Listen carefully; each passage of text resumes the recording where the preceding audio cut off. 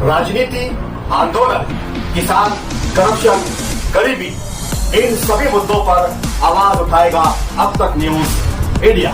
सत्ता के आगे जब भी सवाल कमजोर पड़ने लग जाए तो सवाल उठाने पड़ते हैं।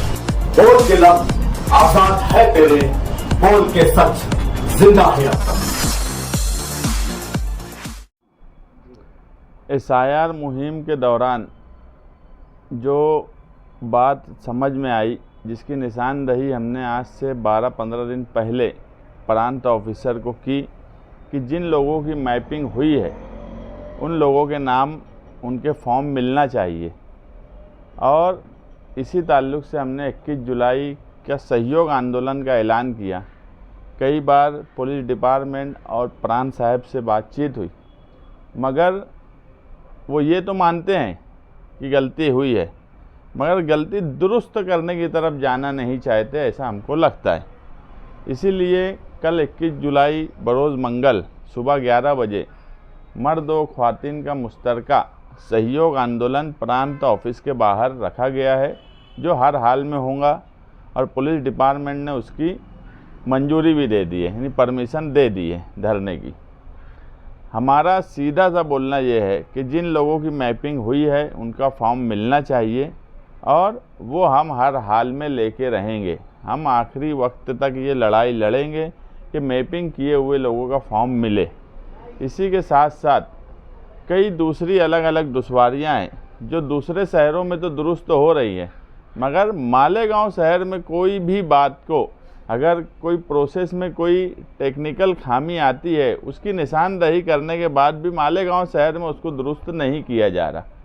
भी कल धुलिये से भी कुछ लोगों को बुलाया गया है धरने में, जो बताएंगे कि उनके यहाँ ये सब मसाइल को वहाँ के निवडणुक अधिकारी ने बराबर हल कर दिया, तो हमारे मालेगांव शहर के निवडणुक अधिकारी क्यों इन सब मसले के हल नहीं निकाल रहे।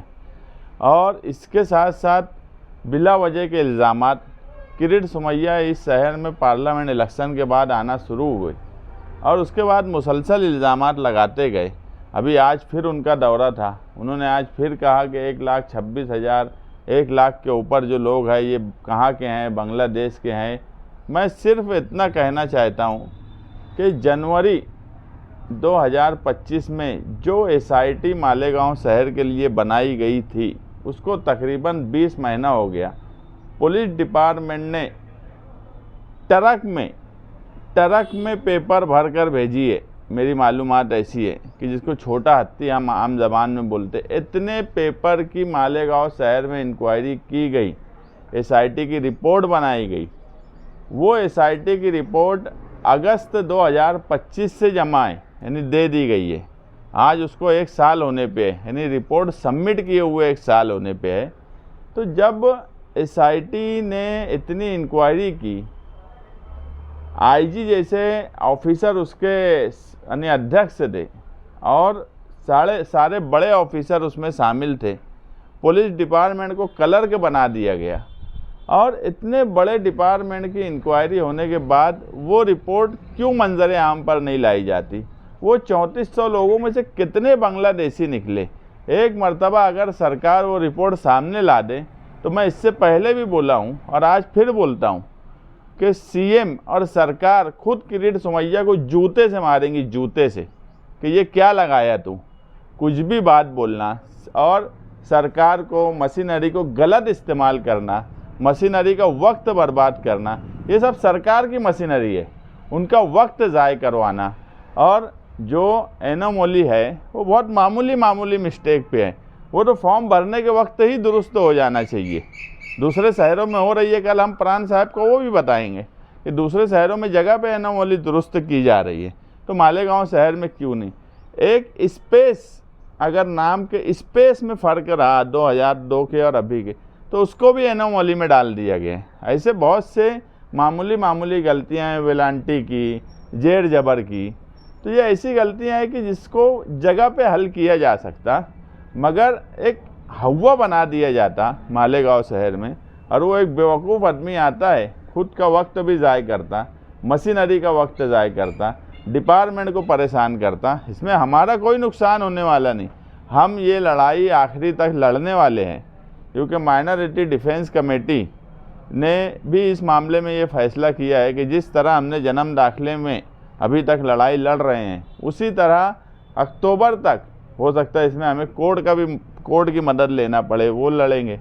कल के धरने की इस्लाम पार्टी ने हिमायत दी। मैं आसिफ शेख साहब और उनके सदर नवीद खतीब साहब का शुक्रिया अदा करता हूँ। इसी तरह कम्युनिस्ट पार्टी ने भी इसकी हिमायत दी है और भी कई लोग अभी हिमायत देने वाले हैं, क्योंकि ये मांग जो है हमारी कि मैपिंग किए हुए लोगों का फॉर्म मिलना चाहिए, एकदम सीधी सी और समझ में आने वाली बात है, जो सिर्फ अगर किसी को नहीं समझ रहा है तो हमारे प्राण साहब को नहीं समझ रहा। वो जो 1,26,000 है, जो 23,000 जो लोग वो कटे हुए, इन सब के बारे में सुनवाई ली जाएगी, इनके पेपर्स की जांच की जाएगी और एक एक की सुनवाई ली जाएगी। यानी ये मामले को लंबा करने की कोशिश है या तो देखो, मैं अभी जो बोला कि मामले को लंबा करने की कोशिश, मशीनरी का मिसयूज़, मशीनरी को थकाना, सरकारी मशीनरी, इसमें दिखती बात है सरकारी लोग लगेंगे। मैं जो बोल रहा हूँ कि फॉर्म भरते वक्त ही एनोमली दुरुस्त की जा सकती है, दूसरे शहरों में हुई है। कल मैं धरने की जगह उसकी मिसाल दूंगा, पेपर के साथ उसके सबूत दूंगा कि एनोमली दूसरे शहरों में जगह पे दुरुस्त हुई है।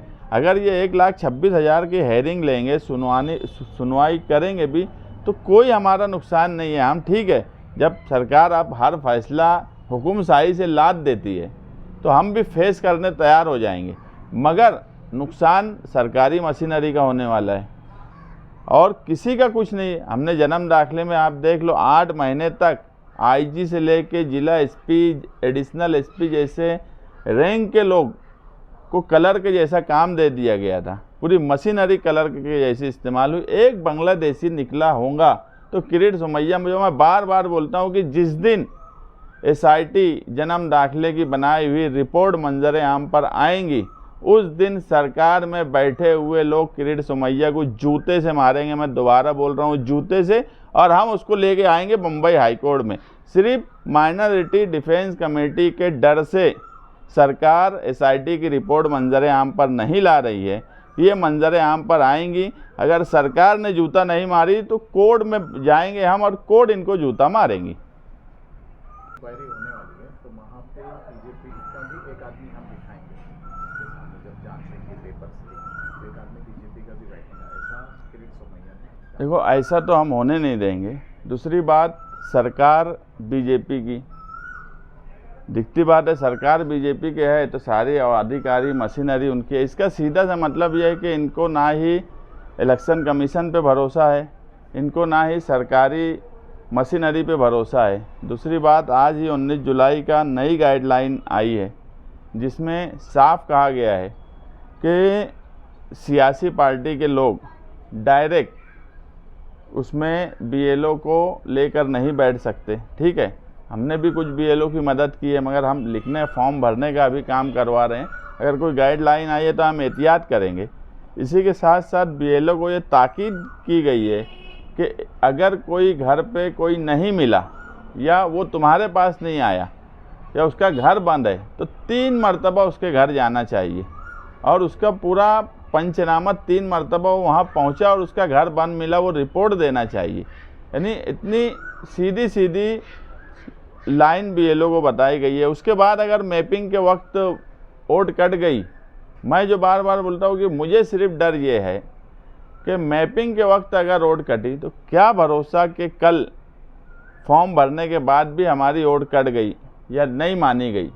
इसलिए आज ये तहरीक ज़रूरी है और मैं मालेगांव शहरियान से गुजारिश करूँगा कि कल बड़ी तादाद में सुबह 11 बजे से प्रांत कचहरी के सामने ईदगाह ग्राउंड के पास बड़ी तादाद में शहरियान वहाँ शिरकत करें। इसका हर हाल में हल डिपार्टमेंट को निकालना पड़ेगा। टीसीएस मामला जो कि पूरे हिंदुस्तान में आज मशहूर है, नीदा एजाज खान के नाम से, उसमें दानिश एजाज शेख की फैमिली ने हमारे मालेगांव शहर के साबिक एमएलए साहब आसिफ शेख रशीद साहब से रब्ता किया था कि उनकी हेल्प करें, मदद करें, और आसिफ शेख साहब ने मुझसे रब्ता किया और इस मामले में मुझे उन्होंने एंगेज किया था कि मैं दानिश एजाज शेख की जानिब से पैरवी करूं। नीदा एजाज खान का जो टीसीएस मामला पूरे महाराष्ट्र में ही नहीं बल्कि पूरे हिंदुस्तान में मशहूर है। आज फाइनली उसमें जो मेन आरोपी था दानिश एजाज शेख, उसकी जानिब से कोर्ट ने 75,000 रुपीज़ की सोलेंसी की बुनियाद पर उसकी आज ज़मानत मंजूर की। इस बारे में तफसील कुछ ऐसी है कि CR नंबर 166/2026 ये दाखिल हुआ मुंबई नाका पुलिस स्टेशन में।